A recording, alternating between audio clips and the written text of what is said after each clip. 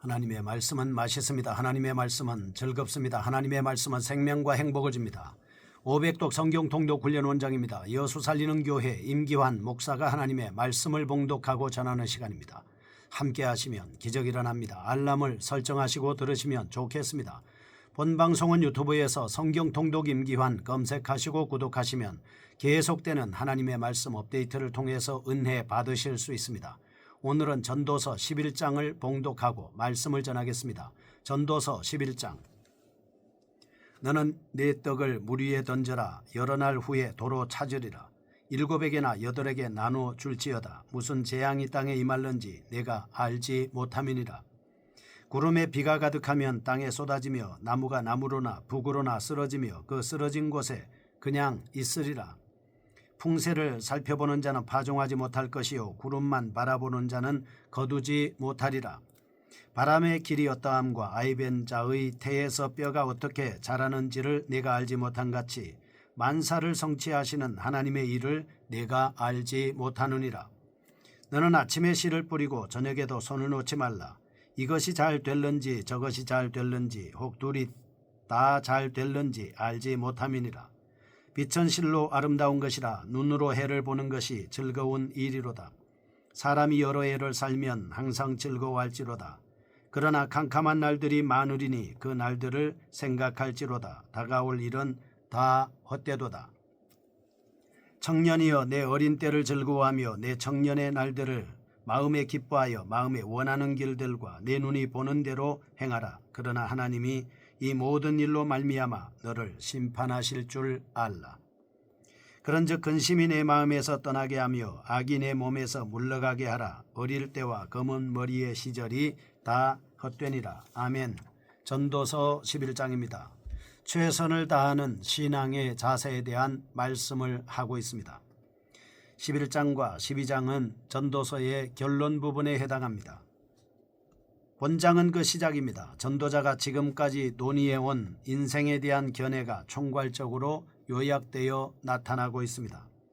4장에서 10장은 이 세상의 허무한 인생을 극복하고 지혜롭게 사는 삶의 방법이 짧은 잠언 형식의 교훈과 함께 언급된 반면 대전환을 이루는 11장과 12장에서는 허무한 인생 속에서도 다가올 심판을 염두에 두면서 새로운 모험과 가능성을 향해 도전하라고 권고하고 있습니다.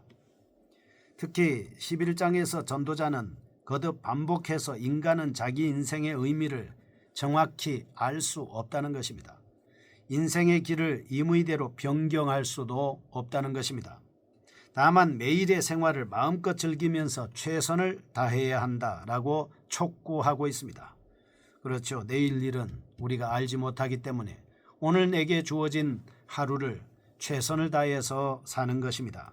말씀 읽을 때 말씀 읽고 기도할 때 기도하고 예배 드릴 때 예배 드리고 계속해서 연기시키면 안 되는 것이죠. 내일이면 잘할 수 있을 것이다. 그렇지 않습니다.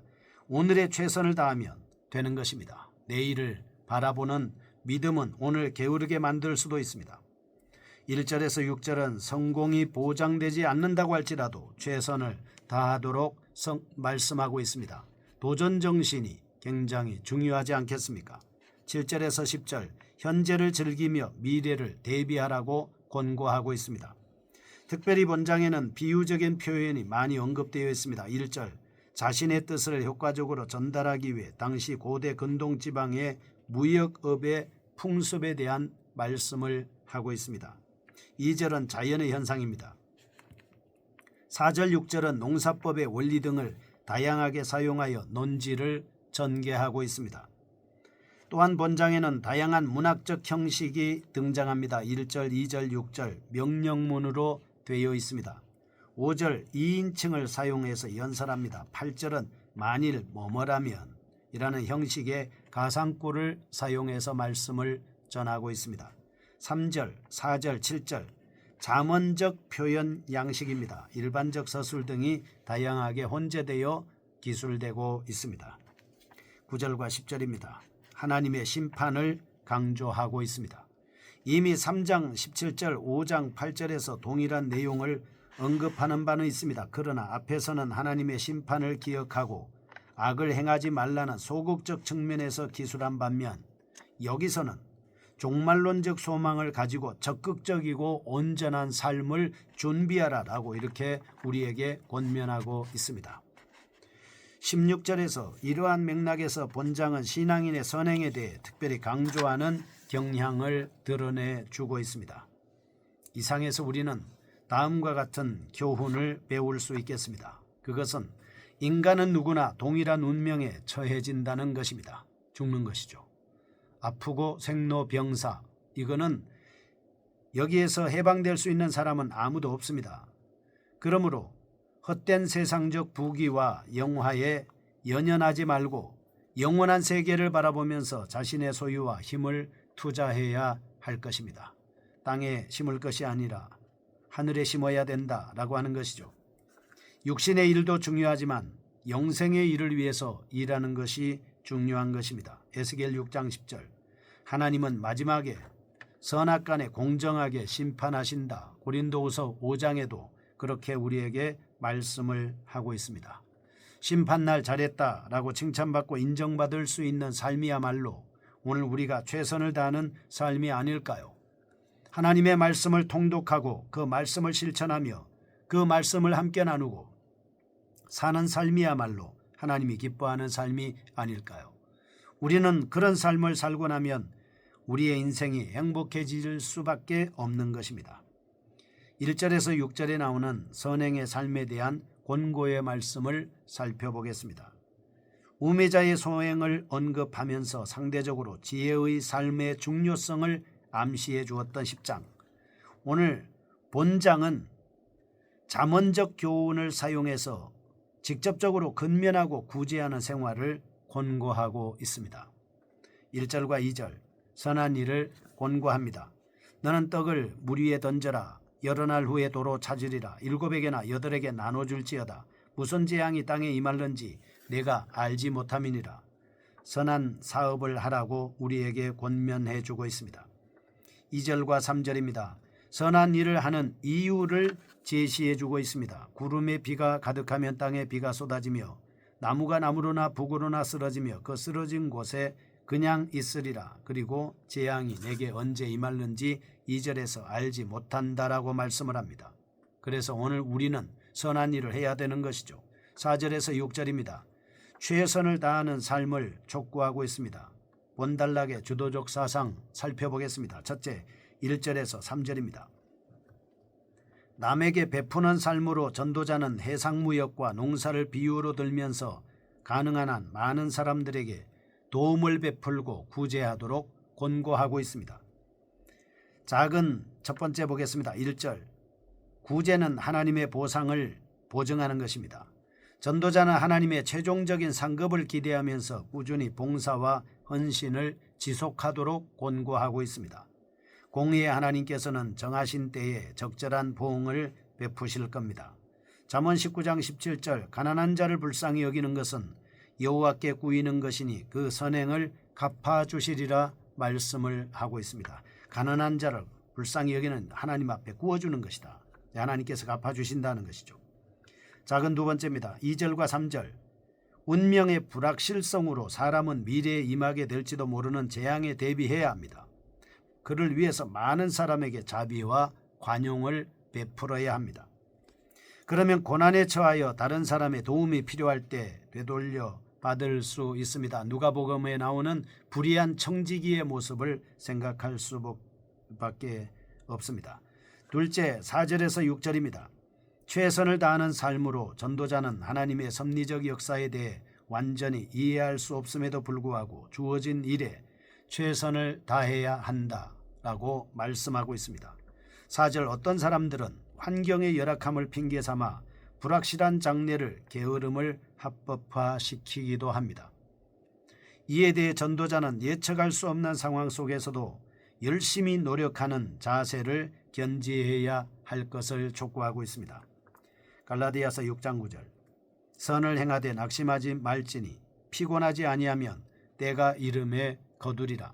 신앙생활 게으르지 말아야 되죠. 피곤하지 않으면, 포기하지 않으면 때가 이름에 거둔다라고 이렇게 말씀을 하고 있습니다. 히브리서 6장 10절 하나님이 불의치 아니하사 너희 행위와 그의 이름을 위하여 나타낸 사랑으로 이미 성도를 섬긴 것과 이제도 섬기는 것을 잊어버리지 아니하느니라 라고 말씀하고 있습니다. 두 번째입니다. 7절에서 10절에 나오는 하나님의 심판을 기억하는 삶입니다. 1절에서 6절까지 최선을 다해 선을 행하도록 권고한 말씀으로 여기서 심판의 날이 도래한다는 사실을 강조하고 있습니다. 7절에서 8절 이 세상의 현재적 삶을 마음껏 즐기도록 권고하고 있습니다. 9절에서 10절 인생에는 반드시 심판이 있음을 경고하고 있습니다. 첫째, 전도자는 7, 8절에서 이 세상을 즐기는 일의 삶에 대해서 역설적 시각을 가지고 있습니다. 사실 외적으로 볼 때 전도자가 이 세상에서의 삶을 즐기도록 허락한 대목은 7절과 8절, 7절에서 10절의 주된 문맥과 어울리지 않는 것처럼 보이기도 합니다. 그러나 7절 전도자가 여기서 말하고자 하는 주요 요지는 비관적인 태도를 버리고 하나님께서 주신 현실의 삶을 기쁨으로 수용하며 8절 열심히 즐기도록 유도하고 있는 것입니다. 말씀 안에서 하라는 것이죠. 주님의 일을 하면서 기뻐하며 즐거워하라 라고 하는 것이죠. 이것은 전도자 자신이 본서 2장 24절, 3장 13절, 5장 18절, 9장 9절에서 줄곧 최선의 삶의 한 양식으로 주장하고 있는 삶의 방식입니다. 그러나 한편으로 전도자는 8절에서 어두운 날을 생각하도록 권고함으로써 적극적으로 낙을 누리는 삶의 제동을 걸고 있습니다. 즉 이 땅의 삶이 전부가 아니라는 것이죠. 사후세계가 존재하기 때문에 좀 더 올바르게 살아야 한다라고 강조하고 있습니다. 당시 8절 시편 88편 12절의 히브리인들의 사고에는 사람이 죽으면 햇빛이 안 통하는 음습한 지하 음부세계에 간다고 여기는 사상이 지배적이었습니다. 이런 사고방식을 활용해서 전도자는 사람이 사후에 맞게 될 어둠의 날을 기억하면서 미리 준비하는 인생을 당부하고 있습니다. 이처럼 전도자는 역설적으로 사람으로 하여금 인생을 즐기도록 허락하면서도 동시에 미래를 위하여 선을 행하고 올바른 삶을 추구하도록 가르치고 있습니다.